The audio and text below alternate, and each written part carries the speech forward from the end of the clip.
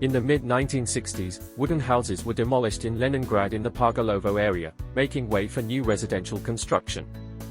In the courtyard of the resettled house, workers discovered an amazing object, a grave, above which towered an obelisk with an attached photo. A dog with big intelligent eyes was looking at the photo, a cross between a yard terrier and a hound. The signature read, "To my dear friend Trezor, 1939 to 1945, from the owners he saved." It was clear that the monument was somehow connected with the events of the blockade, and they did not demolish it, but began to look for former residents of the house through the passport office. A week later, a grey-haired man came to that yard and carefully took a photo of the dog from the obelisk. He told the builders who surrounded him, "This is our Trezorka. He saved us and our children from starvation. I'll hang his picture in the new apartment." The man told an amazing story. In the autumn of 1941, the outskirts of the northern districts of the city suffered relatively little from shelling and bombing. The main German attacks fell on the central part of Leningrad, but hunger came here, including in a wooden house for 4 families, each of which had children. The common favorite of the yard was Trezorka, a playful and intelligent dog. But one October morning there was nothing to pour into the dog's bowl except water. The dog stood for a moment, apparently thinking. And he disappeared. Residents breathed a sigh of relief, no need to look into hungry dog eyes. But Trezorka was not missing. By lunchtime, he returned home carrying a trapped hare in his mouth. It was enough for lunch for all 4 families. The offal, paws and head were given to the main earner.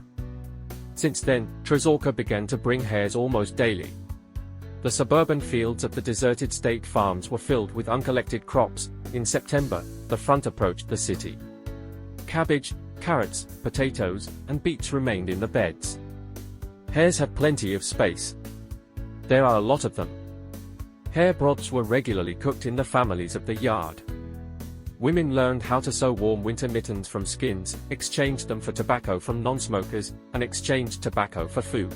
Trezor's hunting trips suggested another life-saving route. Children with sleds went to snow-covered fields and dug up potatoes, cabbage, beets. Let them be frozen, but the products. No one died in this house during the blockade. On New Year's Eve on December 31st, a Christmas tree was even installed for the children, and real chocolates hung on the branches along with toys, which were exchanged from the army rear guards for a hare caught by Trezor. That's how they survived the blockade. After the victory, in June 1945, Trezor, as usual, went hunting in the morning, and an hour later he came into the yard, leaving a trail of blood behind him. He was hit by a mine. The smart dog, apparently, sensed something, managed to bounce back, so he did not die immediately. He died already in his native yard. The residents of the house cried over him as over a loved one who had passed away. They buried him in the courtyard and erected a monument. And when they moved to a new house, they forgot about it in the confusion.